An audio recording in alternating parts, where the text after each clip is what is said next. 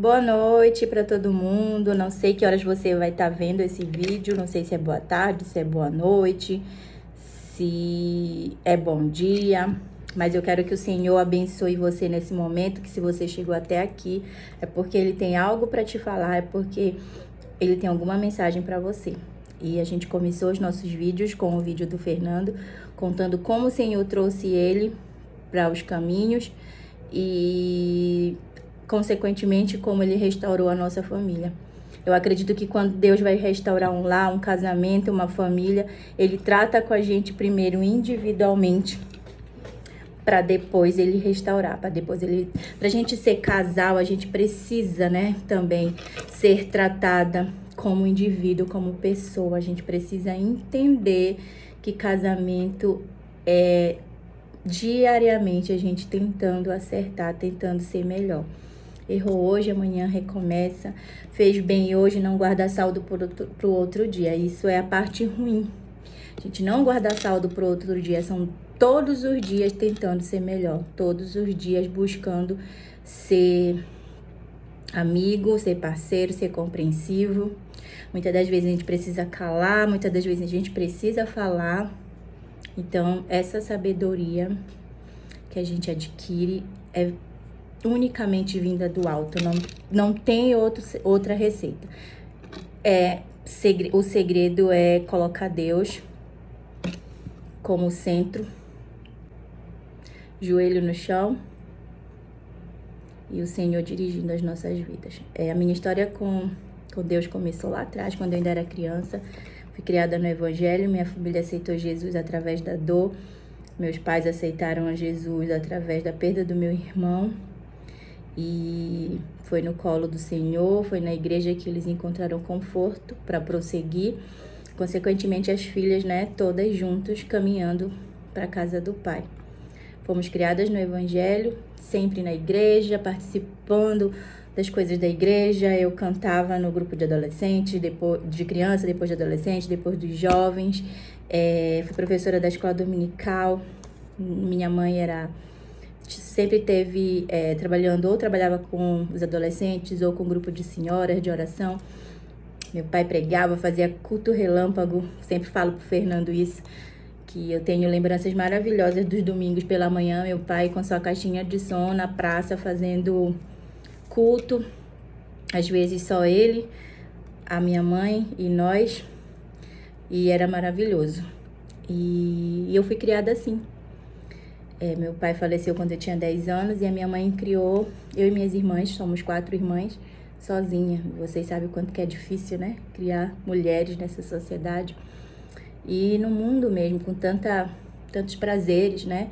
Que não adianta dizer que são ruins, que não chamam atenção, que não, muitas das vezes os olhos da gente não cobiçam as coisas lá de fora, porque a gente estaria mentindo. Porém, a gente se engana muito, né? Com as coisas que o mundo oferece. Eu fui ficando adolescente, crescendo e sempre querendo um gostinho lá no mundo, sempre querendo um pouquinho, queria provar, achava sempre que a vida do outro era mais interessante, que era chato ser crente, que não podia fazer nada, não podia sair, não podia namorar. E foi assim que eu conheci o Fernando. Me apaixonei pelo Fernando, porque o Fernando era tudo aquilo que eu não podia ser, ele era livre. O Fernando era desprendido, bebia, tinha um bar. E aí, lógico que a minha mãe proibiu esse namoro e sempre foi com muita dificuldade, sempre foi gerando muita briga, minha mãe proibindo e eu fugindo, minha mãe proibia e eu teimava, e numa dessas, da gente já tava com acho que uns 2 anos de relacionamento, eu engravidei.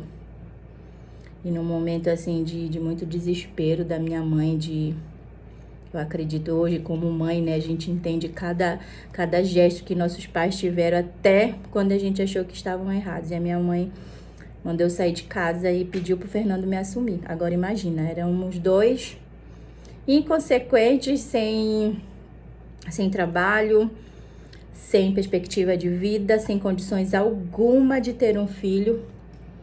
Nos vimos numa situação onde a gente não tinha o que fazer, a não ser depender dos amigos, entre aspas, porque a gente, na verdade, depende de Deus. A gente acha que a gente se afastando de Deus, Deus se afasta da gente, não. Ele continua a nos proteger, a nos guardar. Muitas das vezes a gente acha que ele não está nos guiando, mas ele está. Ele está, de uma certa forma, tentando nos direcionar.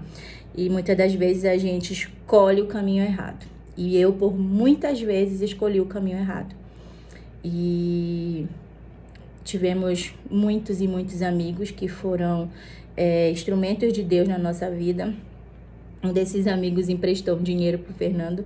Eu lembro até hoje que era R$250. Naquela época até que dava para alugar um lugar por esse valor.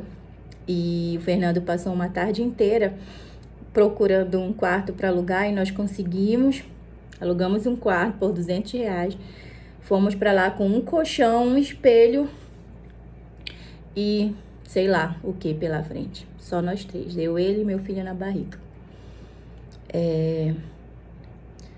O Fernando começou a se virar para sustentar sua família. E nessa história passou uns 6 meses, a minha mãe me procurou de novo, a gente voltou a se falar e ela viu realmente que a gente tinha assumido as nossas responsabilidades, né? E assim começou o nosso casamento, dessa forma. E o Fernando sempre foi um excelente pai, sempre, sempre, sempre. A gente não se desgrudava, nós três, éramos muito unidos, porém imaturos e principalmente sem Deus, né? Então, nessa idade, os casamentos, a mulher quer prender e o homem quer ser livre. E de repente meu conto de fadas começou a não ser conto de fadas. O príncipe encantado, na verdade, não era príncipe assim. E começamos a ter muitas brigas, muitas discussões, problemas financeiros, a bebida. O Fernando saía para beber, esquecia de voltar para casa. E eu comecei a ganhar minha liberdade também, comecei a trabalhar. E nessa história de um ir para cada lado, o inimigo, ele quer um prato para destruir a família. E a gente, quando dá espaço, quando a gente dá brecha, ele consegue. E muitas das vezes, no casamento, a gente tá com o ego ferido, porque às vezes as brigas tomam lugar daquilo que era para ser um romance, que era para acordar com elogio. De repente a gente já esquece, né, de que da nossa esposa tá precisando de um carinho a mais, de uma coisa a mais e vice-versa. A gente deixa que os problemas do dia a dia, de casamento, de filho, de confusão, atrapalhe isso e a gente dá margem para que entrem outras pessoas na nossa vida. E foi o que aconteceu comigo e com o Fernando. Depois de 10 anos de um relacionamento, a gente se separou. Fomos viver nossas vidas. Eu saí de casa, fui morar em outra casa. Fernando continuou na casa. O Gustavo ficava mais tempo com o pai do que comigo.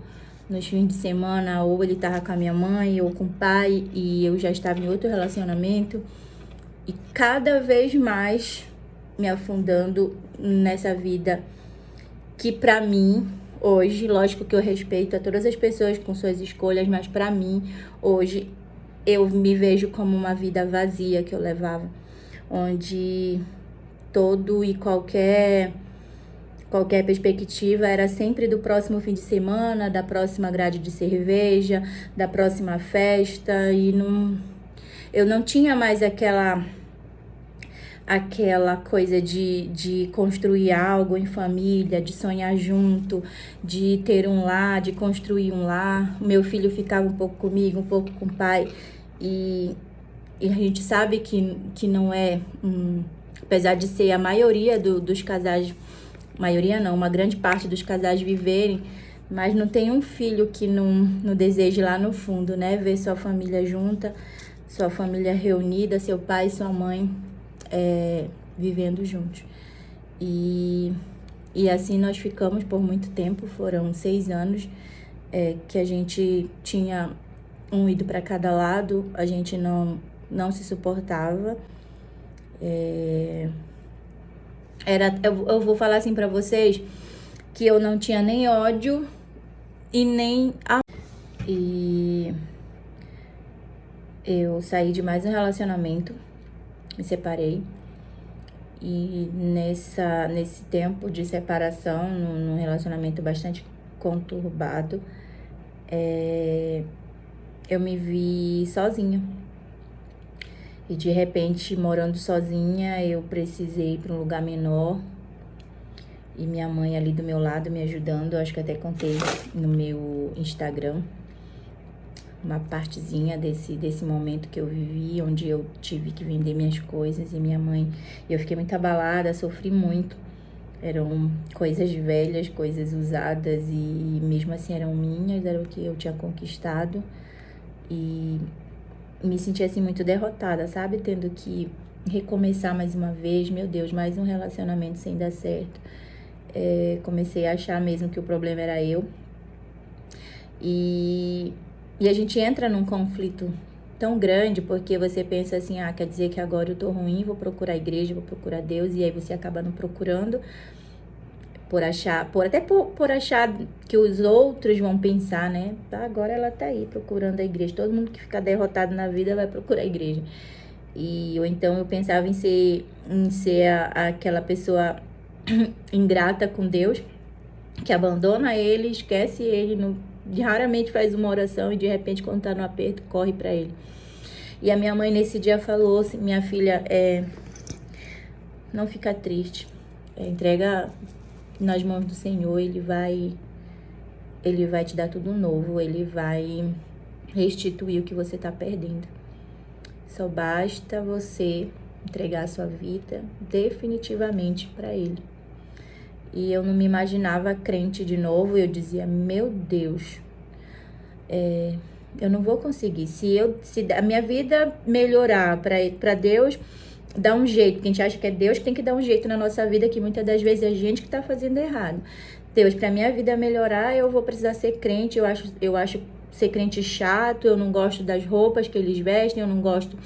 Eu não quero o que acham que é vaidade. Eu gosto, eu não vou conseguir me libertar disso, porque eu ainda era aprisionada naquele pensamento retrógrado que isso aqui vai tirar a tua salvação, que uma roupa, uma calça jeans vai tirar a tua salvação. Coisas lá do meu passado, eu ainda tinha esse pensamento.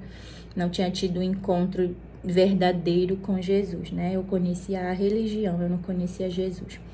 Então, foi então que eu conheci, num momento de muita tribulação, onde eu tava quase em depressão, sempre chorava muito.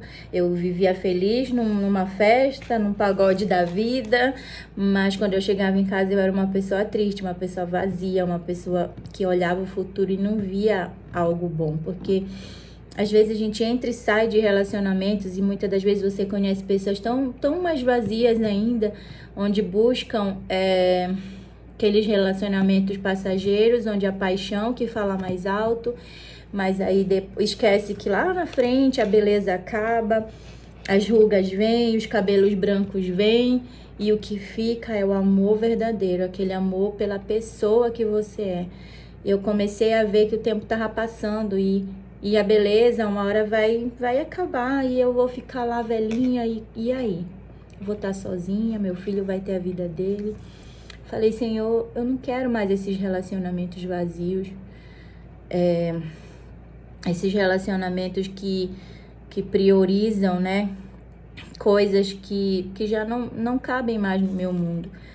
E eu orava e pedia isso para Deus e ao mesmo tempo que eu pedia, eu buscava Deus só quando dava na telha e continuava a frequentar os lugares que não seria lá que eu ia encontrar esse relacionamento, né? Acabava que eu achava que a minha felicidade dependia de eu estar com alguém, dependia de eu ter uma pessoa.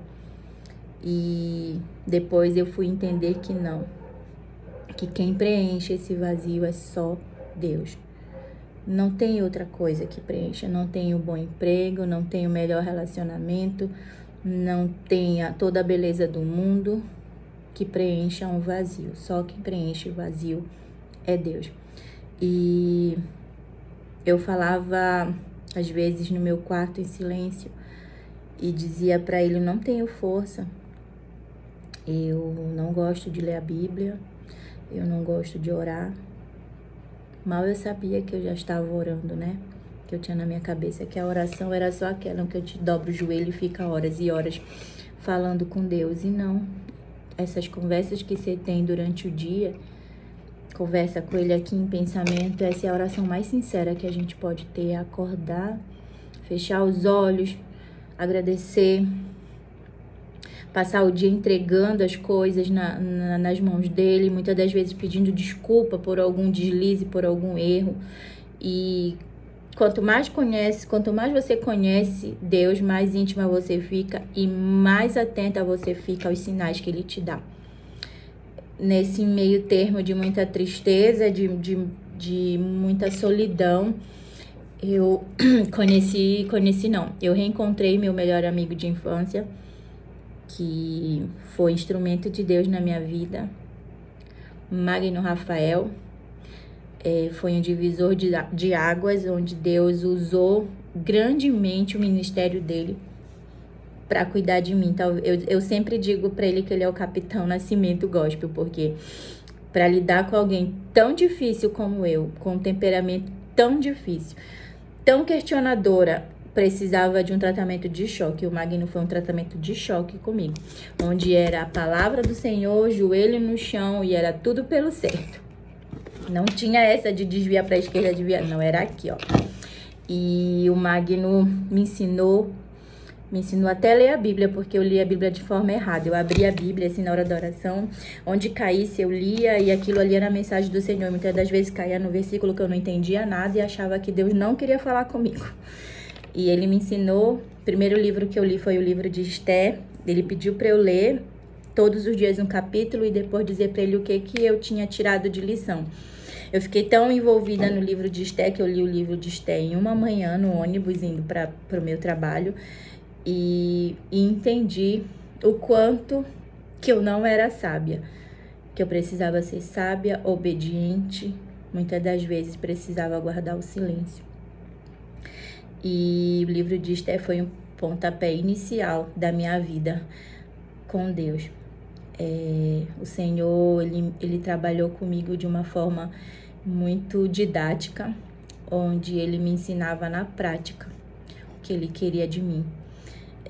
O Magno orava comigo. Às vezes ele falava: Sônia, mas e o Fernando? Eu digo: Fernando? O que tem o Fernando? O Fernando é o pai do meu filho, sei lá, dele. Ele falava: mas e aí? Tu acha que o Senhor não quer restaurar? Eu falava: não, impossível, não é isso que eu quero, não. Não quero. Eu acredito que o Fernando viva a vida dele e eu vivo a minha, e não tem sentimento, não tem como ter volta. E ele dizia: mas você tem que orar, ora por ele, vocês têm um filho, né, no meio disso tudo. E o Fernando também não estava passando por uma situação bacana. O Fernando também estava passando por tudo aquilo que vocês viram no vídeo que ele falou. E eu resolvi me aproximar, mas eu resolvi me aproximar, deixar também ele se aproximar de mim por nosso filho, porque ele sempre estava presente na casa da minha mãe e eu sempre estava trancada no quarto. Fernando me chamava de moça do quarto, e o Magno diz que esse foi o meu tempo de caverna. Todo mundo, quando está no processo de mudança, precisa passar por um momento de caverna. É que nem a história da borboleta, isso é o porquê eu gosto tanto de borboleta.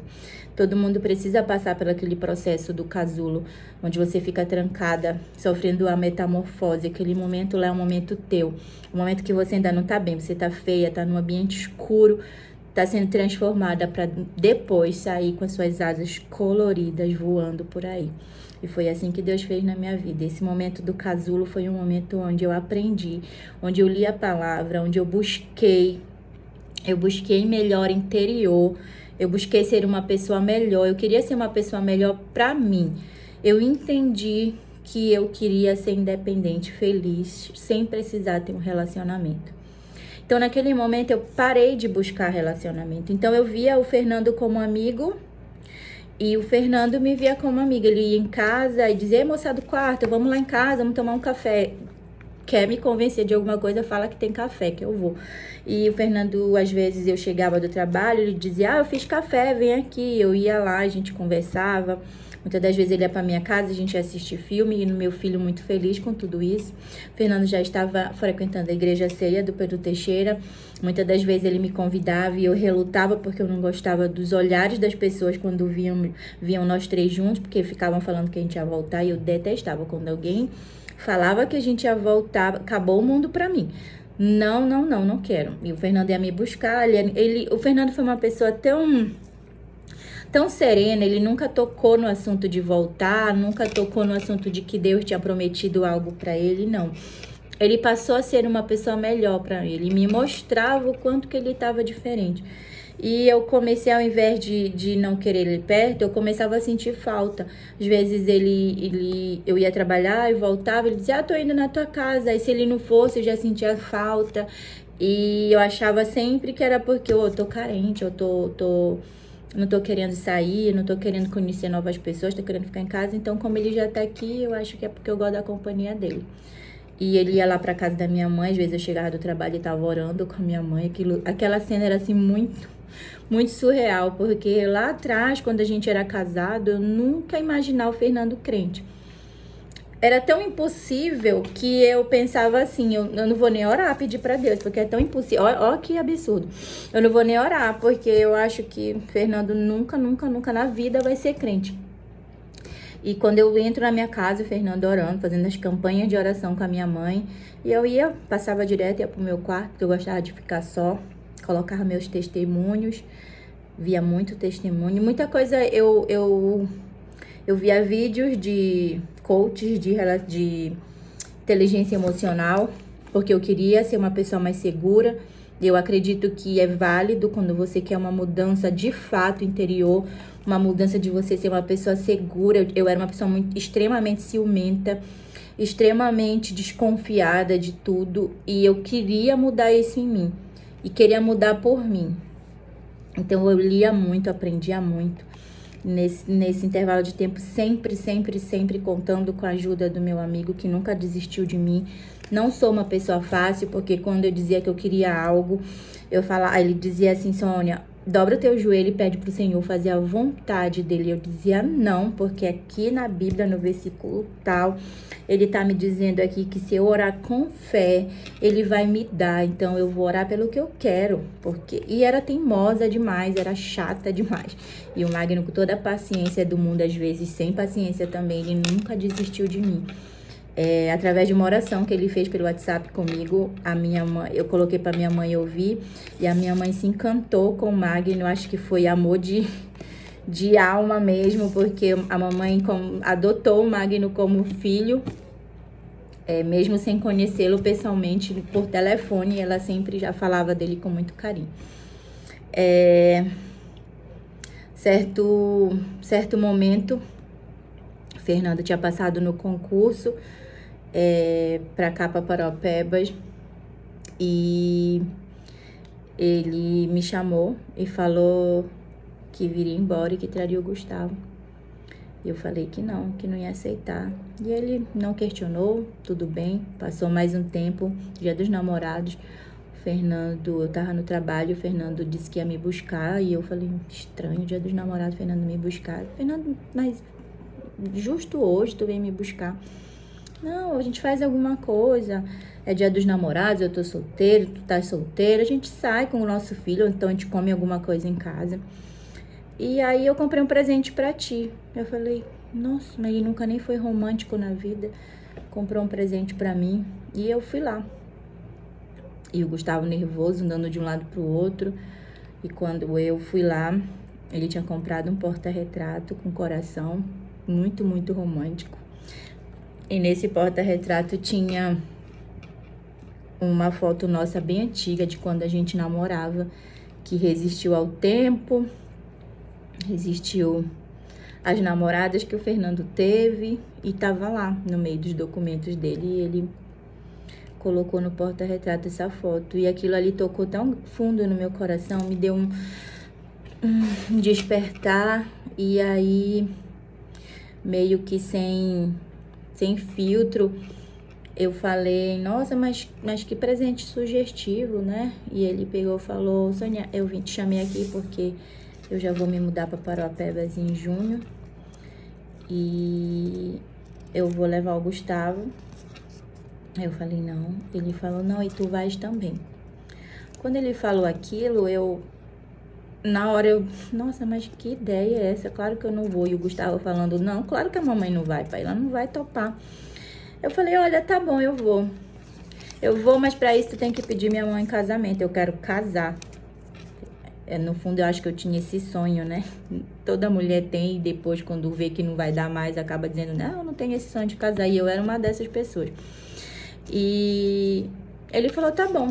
Aí foi lá, pediu a minha mão em casamento pra minha mãe. Todo mundo chorando, feliz, todo mundo muito feliz. E eu, meu Deus, o que que eu fiz da minha vida? Eu não gosto dele, não amo. Eu vou casar, não tem.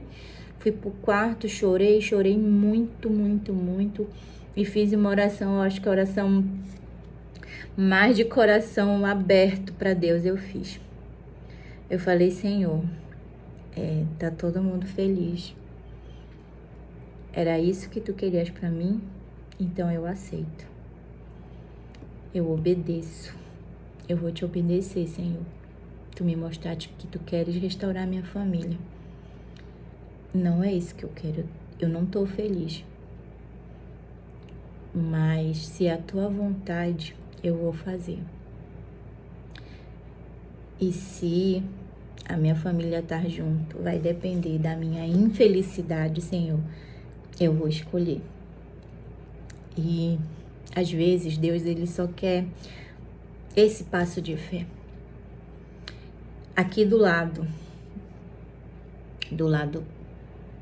de onde é servir a Deus, é tão bom, é tão gostoso, é tão maravilhoso, que eu acredito que se todos pudessem com os olhos da fé ver o que é uma vida pautada em viver conforme a vontade de Deus, todo mundo ia querer. Mas o Senhor, Ele quer os de coração sincero.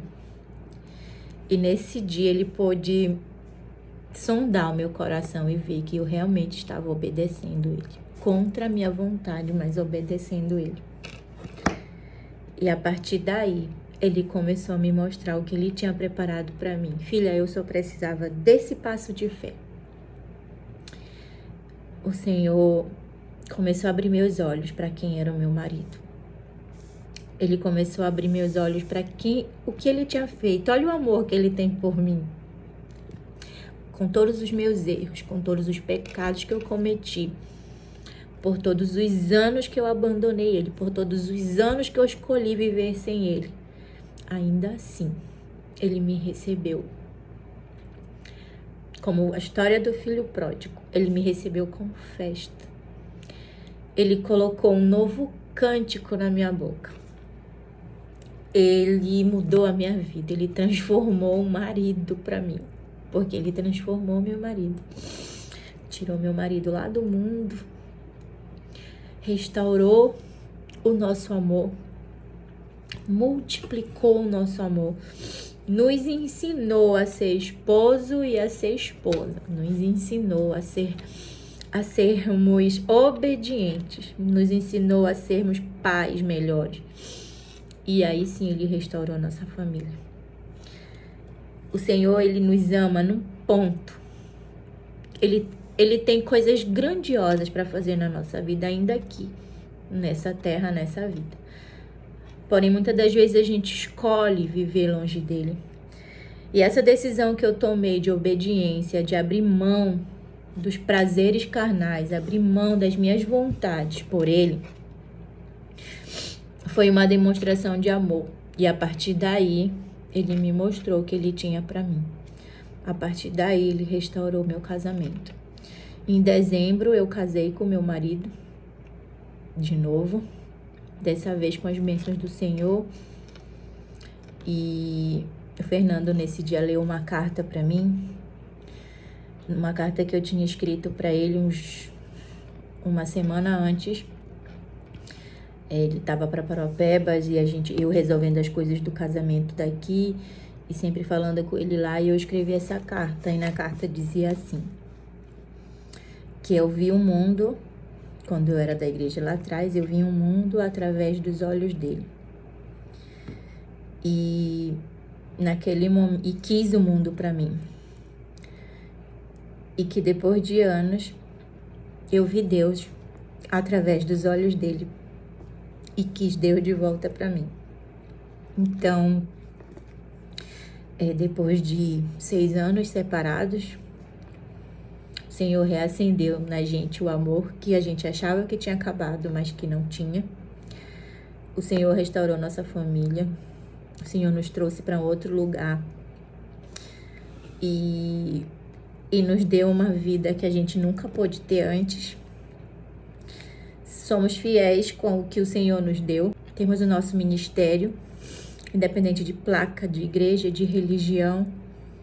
O que a gente quer falar para você é o quanto que a vida com Deus, a vida de obediência, gera bênçãos. Hoje, eu não vou dizer para vocês que a gente não passa por dificuldades. A gente passa. Mas é como eu aprendi uma frase com meu amigo que diz assim: eu estou em paz em meio à guerra. Com Jesus você aprende a ter paz, mesmo estando em meio à guerra. E hoje a gente vive um casamento onde a gente sempre busca em ser melhor todos os dias. E eu convido você a continuar aqui no nosso canal, se inscrever, curtir, compartilhar, para que a gente possa gravar outros vídeos com temas voltados a casais, para a gente se ajudar. Porque, como eu disse para você, todos os dias é dia de mudança, é dia de fazer melhor, é dia de fazer diferente. Então, o que Deus fez na minha vida, Ele pode fazer na tua. Ele faz a parte dele e você faz a sua. Queira ser diferente, queira deixar Deus mudar, te transformar. Não pede para Deus transformar o outro. Não ora para Deus transformar quem está contigo. Pede para Deus te transformar. Porque eu acredito que quando a mudança começa em nós, o resto é consequência. Eu acredito que quando o Senhor nos transforma, automaticamente tudo que está ao nosso redor também se transforma. Então é essa a mensagem que eu tenho para deixar para vocês. Vamos voltar com o próximo tema. Acredito que meu esposo vai vir e vai contar mais um pouquinho, ou então vai falar sobre algo. E fiquem aqui com a gente. E que o Senhor abençoe grandemente a tua vida, o teu ministério, a tua família, o teu trabalho. Uma excelente semana para todos vocês.